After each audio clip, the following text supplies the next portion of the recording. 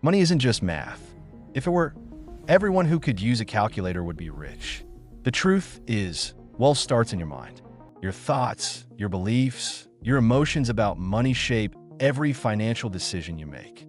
And if those beliefs were planted in fear, guilt, or scarcity, they'll sabotage you, no matter how hard you work. In this video, we're going to uncover 7 hidden beliefs that secretly block your wealth. The invisible thoughts that keep millions of people trapped in financial stress without even realizing it. You'll recognize yourself in some of them because these beliefs aren't rare, they're cultural. We inherited them from parents, schools, even religion. And until you rewrite them, you'll always feel like money slips through your fingers, no matter how much you earn. But here's the good news. Beliefs aren't permanent. They're just stories you've told yourself for too long. And today, you're going to learn how to change the story. By the end of this video, you'll see money differently, not as something to chase or fear, but as a mirror of how you think and value yourself. Because wealth doesn't start with your salary. It starts with your psychology. If you've ever felt stuck, frustrated, or like you just can't get ahead, even when you try, this video is for you. Once you understand the beliefs blocking you, you'll know exactly how to replace them with the habits and mindset that attract wealth naturally. And trust me, once your mind changes, your bank account follows. Let's start with the most common and the most dangerous belief of all. Money is evil. You've heard it before. Money corrupts. Rich people are greedy. Better to be poor and honest than rich and selfish. These phrases sound noble, but they plant a seed of guilt deep inside your mind. If you grew up hearing them, part of you believes that wanting money makes you a bad person. So even when you work hard, save, or build success, something inside sabotages you. You overspend. You forget to invest. You turn down opportunities. Not because you don't want more, but because part of you fears what having more might make you. That's the power of subconscious guilt. It convinces you to reject what you actually desire. But here's the truth. Money is neutral. It's not good or evil. It's an amplifier. It makes good people more generous and selfish people more obvious. If you're kind, thoughtful, and honest now, having more money won't change that. It'll just let you help more, create more, and live with more freedom. Think of people like Warren Buffett or Mackenzie Scott, billionaires who've given away billions to others. Money didn't corrupt them. It empowered them. The only evil in money is what people project onto it. So when you catch yourself feeling guilty for wanting more, stop and ask, would I feel guilty for wanting better health, more time, or peace of mind? Of course not. Wealth simply gives you more options to take care of family, to create, to support causes you believe in. That's not greed. That's growth. The moment you realize money is just a tool, not a moral test, you'll stop rejecting it and start attracting it. Because money doesn't change who you are. It reveals you, and that's a good thing. Maybe you've said it before. I'm just not good with money. I don't understand numbers. I'm more creative, not financial. Sounds harmless, right? But that one sentence is one of the biggest traps in the world. Because when you decide that you're not good with money, your brain stops trying to learn. It builds an identity, a box, and locks you inside. Every mistake you make becomes proof that you were right all along. You overspend? See, I told you. You forget to save? I'm hopeless with money. It becomes a self-fulfilling prophecy. But here's the secret. No one is born good with money. We all start clueless. Even millionaires once had no idea what compound interest meant. The difference is that they stayed curious. Money management is not talent. It's a skill. And like any skill, it grows with attention and repetition. Start small. Track your expenses for a week. Watch one finance video per day. Automate one bill. Each small action rewires your brain to believe, I can learn this. Science calls it neuroplasticity, the brain's ability to change based on what you focus on. The moment you give your attention to money with calmness instead of fear, your relationship with it starts to heal. There's a story of a woman named Julia, a teacher from Brazil, who used to panic every time she opened her banking app. She started learning one financial term a day: interest, assets, liabilities, just for fun. A year later, she was teaching her students how to save. You don't need to be a financial genius. You just need to be willing to learn a little consistently. The truth is, saying, "I'm not good with money," is like saying, "I'm not good with breathing." You can get better the moment you decide to pay attention. Because money isn't about intelligence. It's about awareness. From childhood, we were told a simple story. If you work hard, you will succeed. But here's the twist: no one told you. Working hard is not the same as creating value. Millions of people work hard their entire lives and still struggle financially. Because effort alone doesn't guarantee wealth, leverage does. This belief, "I have to work harder to earn more," comes from a time when the world rewarded physical labor. The stronger you were, the more hours you worked, the more you earned. But the modern economy rewards systems, creativity, and knowledge, not exhaustion. The truth is, if you want to grow financially, you need to stop asking, "How can I work more?" and start asking, "How can I make my work multiply itself?" That's what leverage means: doing something once and getting paid repeatedly. Think of creators who post videos, writers who publish books, or coders who build apps. They worked hard once, but they keep earning every time someone clicks, reads, or downloads. Hard work builds discipline. Smart systems build wealth.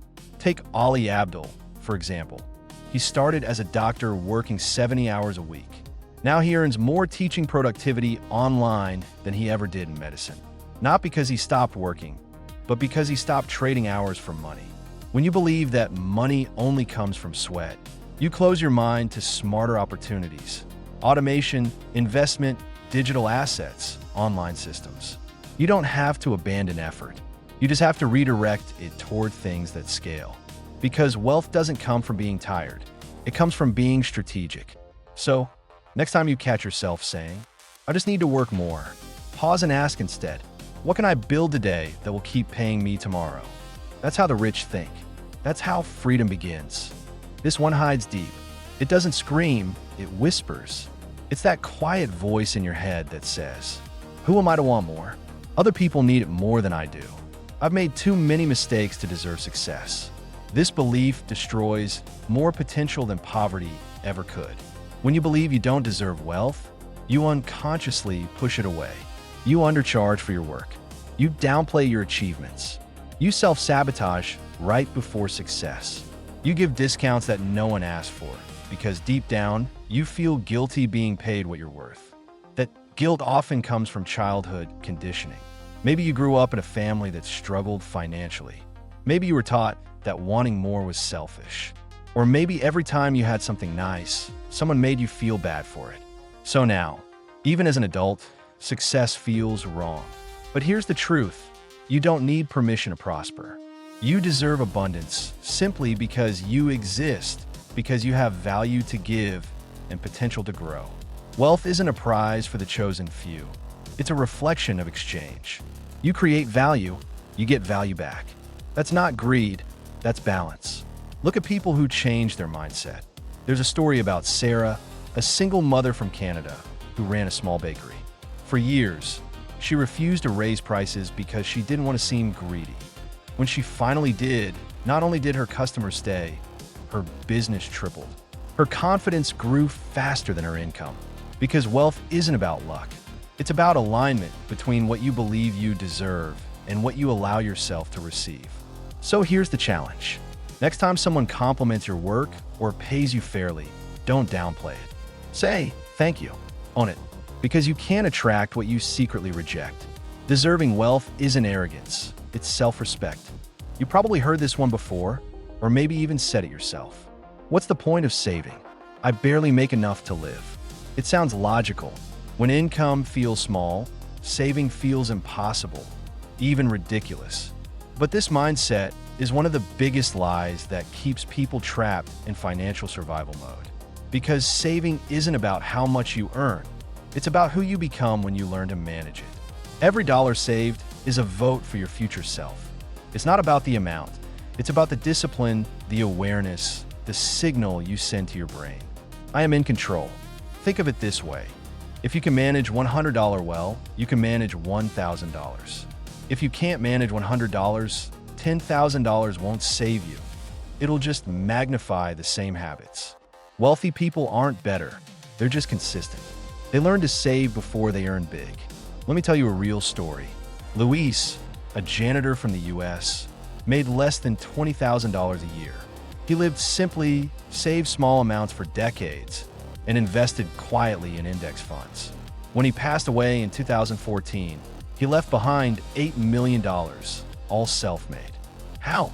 By believing that small actions matter, even when no one's watching. The all-or-nothing mindset, I'll save when I earn more, is like saying, I'll start exercising when I'm already in shape. It never happens. Saving a single dollar is proof that you've started. And starting creates momentum.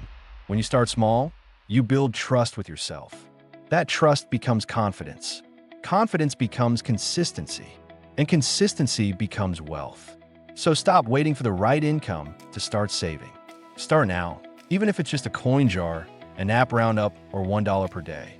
Because wealth isn't built by the rich. It's built by the consistent. Let's be honest, everyone fears losing money. It's wired into our brains. Psychologists call it loss aversion. The pain of losing feels twice as strong as the joy of winning. That's why most people avoid investing. They think it's too risky. I could lose everything. But what they don't realize is that not investing is the biggest risk of all. When you don't invest, your money loses value every year because of inflation. You might feel safe, but your savings are quietly shrinking while you sleep. That's not safety, that's slow decay. The truth is, risk isn't the enemy, ignorance is. People don't lose money because investing is evil. They lose it because they invest in things they don't understand or chase quick rewards instead of solid systems. Smart investing isn't gambling. It's strategy, patience, and time. Here's an example. During the 2008 financial crisis, many panicked and sold everything. But those who held their investments, or even kept buying through index funds, recovered fully and grew their wealth exponentially in the next decade. The rich don't avoid risk, they manage it. They learn, diversify, automate, and let time do the heavy lifting. Imagine this. If you invest $100 monthly in an index fund that averages 8% per year, you'll have over $180,000 in 30 years. If you never invest, you'll have $36,000, minus inflation. Which one is truly riskier? It's not about timing the market. It's about time in the market. The difference between fear and confidence is education. Once you understand what you're investing in, fear fades and discipline takes its place. So instead of saying, investing is risky, say, ignorance is riskier. Don't let fear of loss block your chance at freedom. Because in the long run, the greatest loss is never starting. This one sounds wise. You probably heard it all your life. Money doesn't buy happiness. And yes, it's true, but only half true. Because while money alone won't make you happy, lack of money will absolutely make you miserable. It limits your freedom, your choices, and your peace of mind. Money doesn't buy happiness. It buys options. The option to rest. The option to help others. The option to say no when something doesn't align with your values. That's not greed. That's emotional freedom. People who say money doesn't matter usually never had to choose between rent and food. It's easy to romanticize poverty when you've never lived it. The truth is, money doesn't change your soul. It reveals it. If you're kind, generous, and grounded now, wealth will amplify those qualities. If you're selfish or lost, money will only magnify that too. Happiness comes from how you use money, not how much you have. Use it to buy time, not things. Use it to create memories, not comparisons. Use it to grow, give, and build, not just consume. A study from Princeton University found that happiness increases with income, up to a point. Not because people become greedy, but because stress decreases. Beyond that point, joy comes not from more, but from meaning. So yes, money alone won't make you happy, but it can remove 90% of what makes you unhappy. It's a foundation, not the finish line. When you stop demonizing money, you realize it's not the goal, it's the tool. And tools are meant to be mastered, not feared. You don't chase money to buy joy. You build wealth to buy freedom. Because happiness isn't found in luxury. It's found in the ability to choose your own life. Now you know the truth. It was never about numbers, charts, or bank balances. It was always about beliefs. Every financial habit, every decision, every risk you took or avoided came from a story you were told or one you told yourself. And maybe for the first time, you can finally see those stories clearly. You learned that money isn't evil, it's energy. That you don't have to be a genius to manage it, just consistent. That hard work isn't the key, smart work is. That you do deserve wealth. That saving matters no matter your income. That investing isn't dangerous, ignorance is. And that money won't make you happy, but it will give you the freedom to find what truly does. Those 7 beliefs were never truths, they were walls. And today, you just tore them down. The question is, what will you build now that you're free? Because money will never love or hate you. It will only obey your clarity. The more peace you have inside, the more abundance you'll attract outside. So from now on, speak differently, think differently, act differently, not from fear, from awareness. Because the richest people in the world aren't the ones who have the most money. They're the ones who understand it. And if you start applying what you've learned today, even one belief at a time, you won't just change your finances. You'll change your entire life. In the next video, we'll go one step further. We'll take your new mindset and turn it into a plan, a simple, repeatable formula used by self-made millionaires to grow wealth automatically. That video is called The Millionaire Routine: How Ordinary People Build Extraordinary Wealth. So stay focused, stay consistent, and remember, money isn't the goal. Freedom is.